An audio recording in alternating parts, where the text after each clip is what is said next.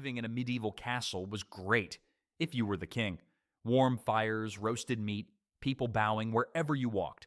But for everyone else, without a crown or a throne. Castle life was cold, cramped, and full of hard work. Let's take a look at what they had to deal with. Let's start with the ones wearing jewels and velvet. The unfortunate noble ladies spent their days wrapped in clothing that would make modern torture devices seem comfortable. Every morning began with servants strapping them into tight corsets that squeezed their organs into new shapes. Then came the layers. Not 2 or 3, but often 5 or more separate pieces of clothing weighing up to 50 pounds total. Talk about the world's worst workout outfit. All day, every day, with no shower afterward. Summer brought no relief. While peasants could at least strip down to lighter garments, noble ladies kept those suffocating layers. Records show that several ladies in waiting fainted during particularly hot summer feasts in the 1300s. One French noblewoman's diary complained of spending July drowning in my own sweat beneath velvet that feels like hellfire. Their daily activities weren't much better than their wardrobe situation.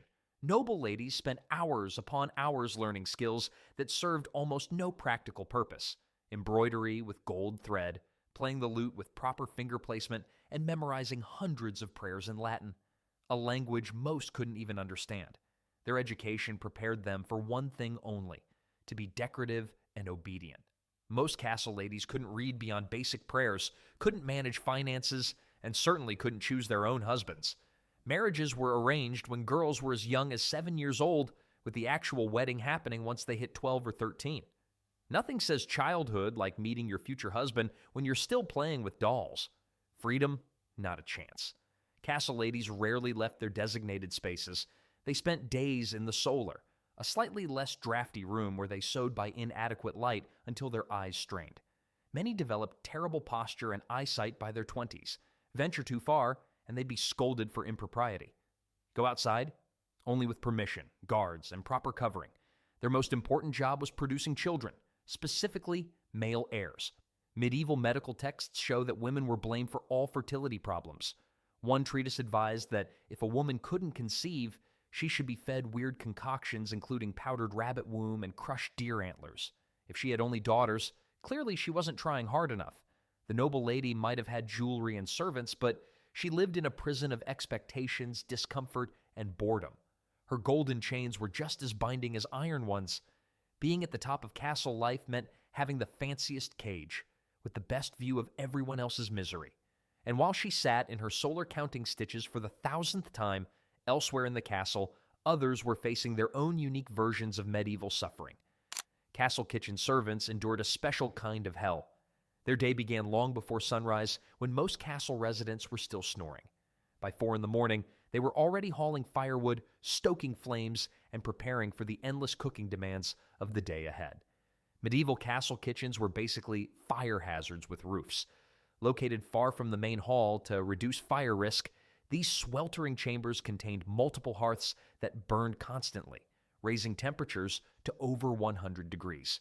The only people in the castle who didn't need extra layers in winter were the kitchen servants. They were practically cooking themselves along with the food. The work never stopped. Breakfast, lunch, dinner, and endless snacks for nobles, who might decide they wanted a roasted peacock at midnight. Records from the 1300s show that large castle kitchens could serve up to 500 people daily, requiring kitchen servants to prepare dozens of different dishes for each meal. One medieval English castle went through over 2,000 loaves of bread and 23 barrels of ale in a single week. Burns, cuts, and injuries came with the job. Kitchens had stone floors that became slippery with grease, making falls common. Heavy pots could weigh up to 40 pounds when full, and dropping one meant both a mess and a beating. Medieval kitchen tools included massive meat hooks, razor-sharp cleavers, and cooking spits big enough to skewer an entire deer.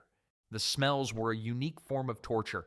Imagine the stench of poorly preserved meat, rotting vegetables, and smoke. All day, every day. Castle kitchens rarely had proper ventilation, so servants breathed in smoke until their lungs burned and their eyes watered.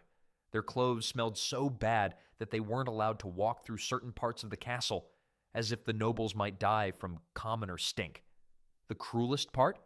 Kitchen servants rarely got to enjoy the food they slaved over. They ate scraps, burnt edges, and the cheapest ingredients. While they roasted exotic birds stuffed with spices for the Lord's table, their own meals consisted of watery porridge and stale bread. One medieval account describes kitchen boys fighting over the bones left over from the noble's feast just to suck out any remaining marrow. Their hands were permanently stained, their skin marked with burns, and their backs bent from endless hours of stirring, chopping, and carrying. And when the noble diners complained about food being too salty or not fancy enough, guess who took the blame? While the kitchen may have been a smoky inferno of endless work, at least these servants understood their role. Their suffering was straightforward, unlike others in the castle who faced different kinds of medieval misery with far more complicated rules. Speaking of complicated rules, no one had it worse than the young page boys of medieval castles. Childhood? Forget about it. For noble boys, growing up meant being shipped off to another lord's castle at 7 years old. 7. Modern kids that age are losing teeth and learning multiplication. Medieval boys were losing their families and learning how to serve strangers. The day began brutally early. Page boys were up before dawn, preparing their master's clothes, polishing boots, and fetching water. Their sleeping arrangements? Often just a thin mat on the floor of a hallway or antechamber. Medieval records show that in winter, page boys would sleep huddled together for warmth, sometimes taking turns staying awake to keep the fire going. Training was harsh and constant. These children had to master proper table manners, how to serve food without spilling, and memorize complex rules of etiquette. One wrong move, like pouring wine with your left hand instead of your right, could earn you a smack that would have modern parents calling lawyers faster than you can say child abuse. The education wasn't just about service, though. Pages spent hours each day learning skills for their future as knights, horse riding, sword fighting, and wrestling. Many suffered serious injuries during training. Medical records from one French castle documented 3 broken arms, 2 skull fractures, and countless bruises among pages in a single year. These weren't playground accidents. They were considered necessary toughening up. Pages also became professional sneaks and spies. Lords often used these children to gather information, sending them to eavesdrop on conversations or carry secret messages. The small size of young boys made them perfect for hiding in shadows and slipping through castle corridors unnoticed. The downside? Getting caught meant punishment for everyone involved, and medieval punishments were creative in the worst ways. Food was another sore spot. Pages were typically last to eat, getting whatever remained after knights and nobles had taken their fill. They had to stand during meals, sometimes for hours, watching others eat while their own stomachs growled. Nothing builds character like watching a fat lord stuff his face with roast goose while you wait for permission to eat crusty bread. Homesickness was crushing. Many page boys cried themselves to sleep during their first months away from home. Letters were rare, and visits home even rarer. Some wouldn't see their families for years. Records show that roughly 1 in 5 pages never completed their training. They either ran away, fell ill, or died from accidents. The most skilled pages would eventually graduate to becoming squires, a promotion that promised greater status but delivered mostly greater expectations. The higher you climbed in castle society, the fancier your problems became. Fancy problems indeed awaited those who reached knighthood. Despite all the romantic tales and heroic songs, being a medieval knight wasn't exactly a dream job. Let's start with their iconic armor, that shiny metal outfit that looked so impressive in tapestries. A full suit of plate armor weighed between 45 to 60 pounds. Wearing it was like carrying a third grader strapped to your body all day long. Summer fights were especially brutal. Knights would sweat so much inside their metal casings that they could lose up to 2 gallons of water during a single battle. Many passed out not from wounds, but from heat exhaustion. One medieval medical text advised pouring cold water over a knight's head before battle, not for blessing, but to prevent them from cooking inside their own armor. Knights didn't die in battle so much as they were slowly steamed like medieval lobsters. The discomfort didn't end with temperature issues. Chafing was a knight's constant companion. Their underpadding, called an akiton or gambeson, was essentially a thick quilted jacket worn beneath the armor to prevent metal from digging into skin. But after hours of riding and fighting, these padded garments would become sweat-soaked torture devices, creating painful rashes that could become infected. Training was a lifelong commitment that started around age 7 as a page, continued through the teenage years as a squire, and finally culminated in knighthood, typically in their early 20s. By the time a man became a knight, he'd already spent more than half his life preparing for it. Archaeological studies of knight remains show distinctive bone deformations from years of sword practice and horse riding, their bodies literally molded by their profession. Then, there was the constant expectation of violence. Knights were essentially medieval soldiers on permanent standby. When their lord called, they had to drop everything and fight, even in conflicts they didn't understand or support. Historical records show that many knights went into crushing debt trying to meet their military obligations. A typical knight's equipment could cost the equivalent of a small house in today's money, and they had to provide their own. Jousting, the glamorous sport of knights, was deadly serious. Lances were designed to shatter on impact to reduce fatalities, but deaths were still common. Medical records from tournaments show horrific injuries, broken necks, punctured lungs, shattered jaws. Even victorious knights often walked away with concussions that would bench a modern football player for a season. The average professional jousting career lasted about as long as a mayfly, if the knight was lucky. The code of chivalry created impossible standards too. Knights were expected to be fierce warriors, yet gentle courtiers, loyal to their lord, yet defenders of the weak, ruthless in battle, yet merciful to the defeated. Living with these contradictions drove many to crisis. Medieval literature is filled with knights questioning their purpose and suffering what we now recognize as PTSD. While knights worried about honor and glory, someone else handled the unglamorous business of keeping the castle from falling into complete chaos. Who exactly kept medieval chaos at bay? Meet the castle constable, the medieval equivalent of a building manager, security chief, and human complaint box, all rolled into one miserable package. While knights gallivanted off to glory, constables stayed behind to handle the endless, thankless work of making sure the castle didn't fall apart or get conquered while everyone was sleeping. The constable's day never really ended. Dawn to dusk, try dusk to dawn to dusk again. These poor souls were responsible for organizing guard rotations, maintaining the physical structure of the castle, managing food stores, and ensuring that weapons remained in working order.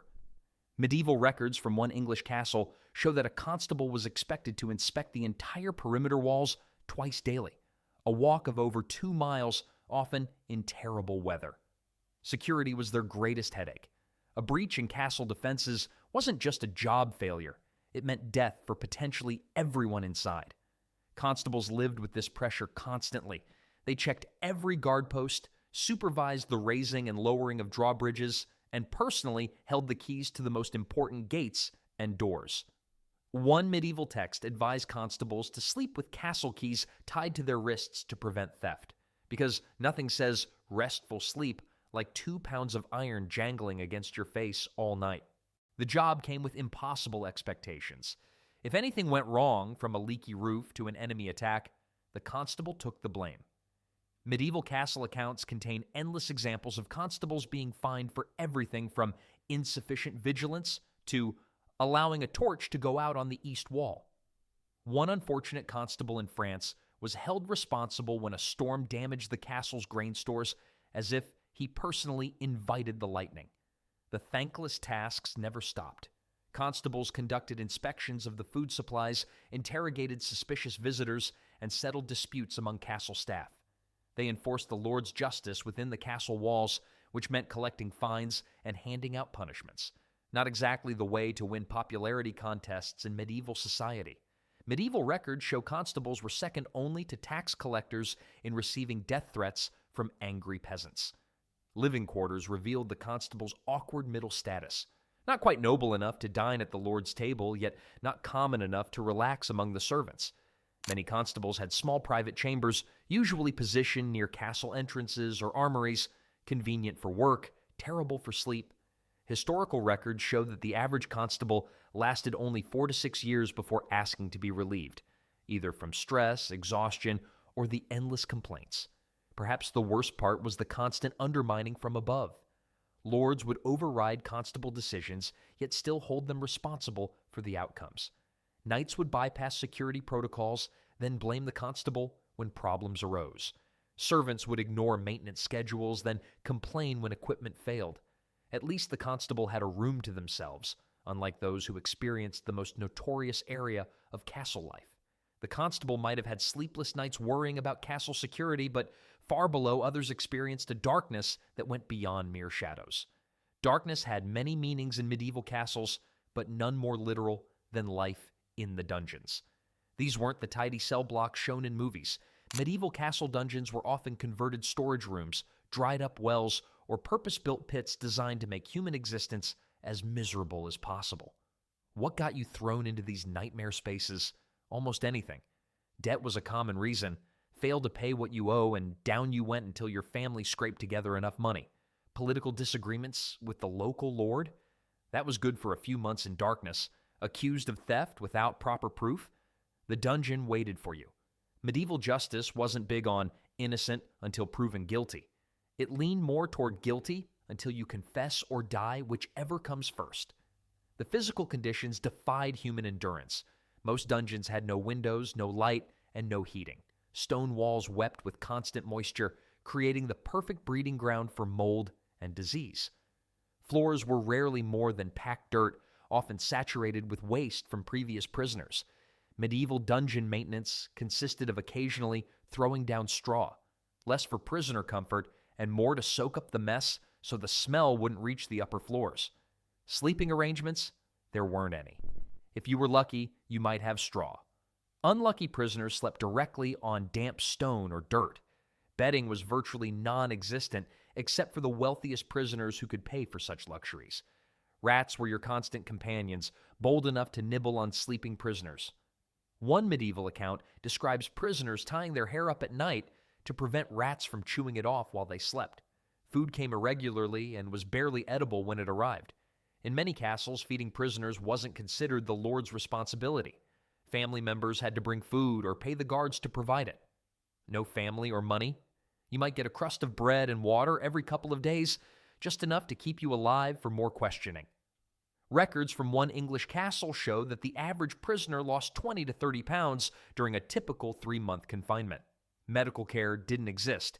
Cut yourself on a rusty chain? Develop a fever from drinking filthy water? Tough luck. Infection was a common cause of death among dungeon prisoners. One medieval medical text described dungeon fever as the sickness that comes from breathing the air where many unwashed bodies have dwelled in darkness. Doctors rarely visited prisoners unless they were valuable hostages worth keeping alive. The psychological torture may have been worst of all. With no sense of time, no human contact beyond occasional guard visits, and no knowledge of when or if release might come, many prisoners simply lost their minds. The total darkness, constant dripping water, and distant sounds of castle life continuing above created a disorienting nightmare that broke even the strongest spirits. At least these wretched souls had someone checking on them occasionally. In the midst of all this suffering, various castle inhabitants turned to the only person who supposedly had a direct line to divine mercy: the castle priest. These men of God found themselves in perhaps the most awkward position in the entire feudal system. They were supposed to be messengers of heavenly authority, yet completely dependent on earthly lords for their daily bread. Talk about job insecurity. One sermon against gluttony, and suddenly the priest finds himself preaching to squirrels in the forest. Castle priests began their days before sunrise with early morning prayers. Medieval religious schedules required multiple prayer services throughout the day. Prime at dawn, terce at mid-morning, sext at noon, none in the afternoon, vespers at sunset, and compline before bed. That meant the priest was working before everyone else woke up and still murmuring Latin prayers when the guards changed for night watch. Medieval priests didn't need alarm clocks. Eternal salvation anxiety did the trick just fine. In theory, priests held moral authority over even the castle lord. In practice, criticizing your food provider was dangerous business. Records show multiple cases of priests being dismissed from their positions for daring to scold noble patrons about their less than holy behavior. One English priest was thrown out for suggesting the Lord's drinking habits were excessive. His replacement learned to look the other way when wine flowed freely. Holy water for the chapel, wine for the Lord, and blind eyes for the priest. The job description kept expanding in bizarre ways. Beyond spiritual duties of prayer, confession, and communion, priests were expected to perform an endless list of religious tasks for superstitious castle inhabitants. They blessed swords before battle, shields before tournaments, bread before baking, beds before births, and for some reason were always called to inspect strange mold on the wall that someone thought looked like a saint's face. Confession duty created the most uncomfortable moments. Castle priests heard every secret, scandal, and sin from everyone, but were unable to act on any of it due to the sacred seal of confession. One French manuscript mentions a castle priest who developed a facial twitch from the stress of holding in so many secrets. Medieval castle priests were essentially therapists without degrees, confidants without choice, and the only men in the castle who might actually prefer deafness as a career advantage. During times of crisis, priests faced impossible demands. When disease struck, they were expected to visit the sick despite the risk. When food grew scarce, they were supposed to explain why God allowed hunger. When battles went poorly, they had to justify divine plans that included defeat. If too many children died in winter, if crops failed in summer, somehow the priest needed to have a theological explanation ready. While the priest struggled with these spiritual burdens, at least he didn't have to deal with the castle's most disgusting problems directly. Every castle's worst job belonged to the gong farmer, the unfortunate soul responsible for removing human waste from the castle's privies and cesspits. Medieval toilets, called garderobes, were basically holes that dropped waste directly down the castle walls or into collection pits. After months or years of use, someone had to clean them out. Enter the gong farmer. These brave workers crawled into narrow waste chutes armed with shovels, buckets, and strong stomachs. They collected night soil, the polite term for human excrement, and hauled it outside the castle walls for disposal.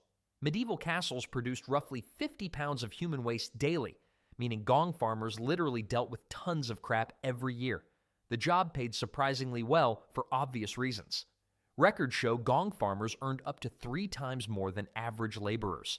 The medieval career guidance counselor's advice was simple: hold your nose and think of the money. Most gong farmers worked at night to minimize the smell's impact on castle life and likely died young from disease exposure. Without them, though, castle life would have been even more unbearable than it already was for everyone else trapped within those stone walls.